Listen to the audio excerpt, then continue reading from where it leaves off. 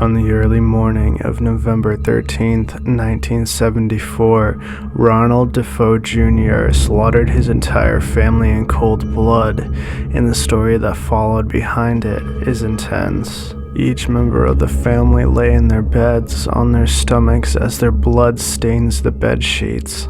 At approximately 3 a.m. on that November night, Ronald Defoe Jr. loaded up his .35 caliber rifle and killed 6 members of his family, including his father, Ronald Defoe Sr., his mother Louise, his brother Don, Mark, Allison, and John Matthew. He positioned the bodies in the beds and waited several hours until he decided to make it look like he had just seen the bodies and run and call for help at a local bar. At around 6 p.m., he burst into a bar and shouted that someone had just shot his parents.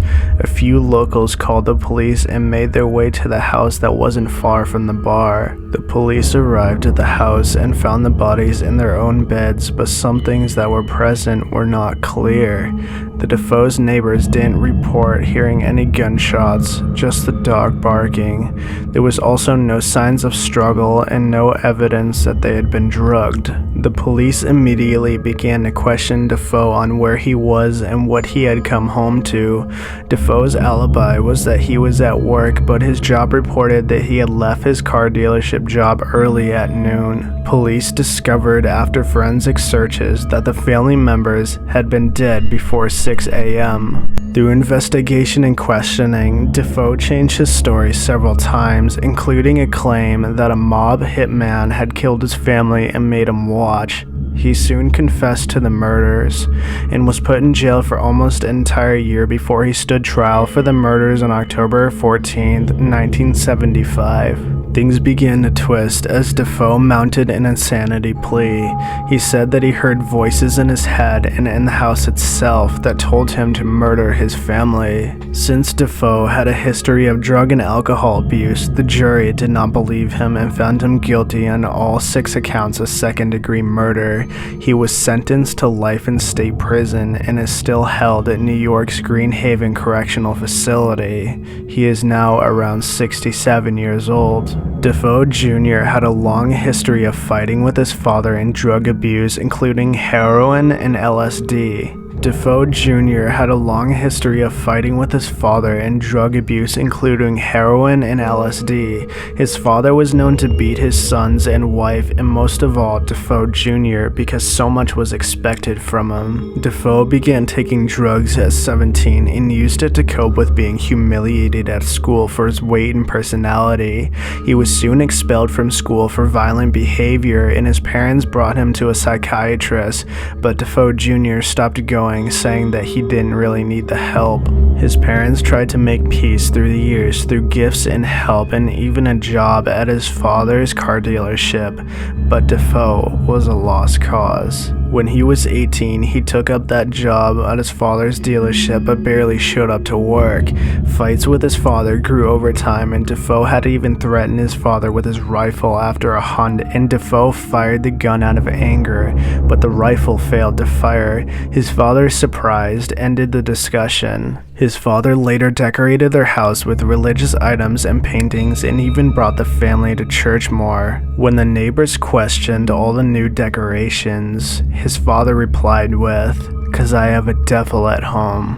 A year after the original killing in 1974, the house went up for sale and George and Kathy Lutz bought the house and lived in it for a total of 28 days. With full knowledge of the house's history, they claimed the house had an extreme paranormal presence and that they had experienced phenomena the entire time that they were there. Jay Anson soon wrote the book Amityville Horror in 1977 based off the experiences of the Lutz family in New York. A movie was then released based on the book in 1979 and gained much attention for its true story and lore, but the book and movie had been through lawsuits and legal disputes on the truthfulness of the story. Ronald Defoe Jr. is still sitting in prison to this day. Only he knows what really happened. He came, he opened the door, and he was screaming, "Come on, help me, somebody shot my mother and father." And everyone ran out of the bar, and that was it. They all took off. No, I had to stay, I was tending off. They all jumped in his car and took off. Today, police combed the DeFeo's handsome three-story house for clues while divers explored the backyard swimming pool for the still unfound murder weapon.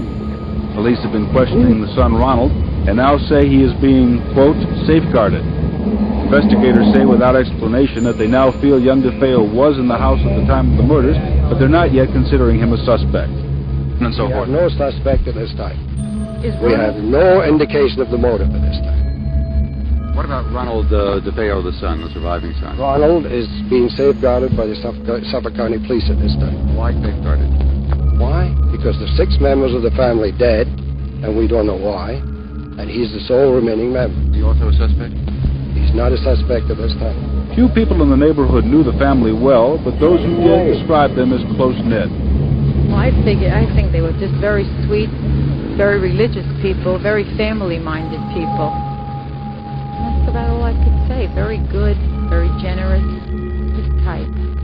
Very close with their children. There's one element in the usual mass murder story which seems to be missing from this case. There's no sense of fear in this community. No feeling of a mass murderer on the loose. People we talked to seem to feel that whatever was the motive for this crime, it had something to do with the family. It's not something that's going to return to bother anyone else. In Amityville, Long Island, Phil Barno, News Center 4. If you enjoyed this video, be sure to hit the subscribe button and hit the bell beside it and select the box. This way you'll be notified for any new videos. Thank you for watching.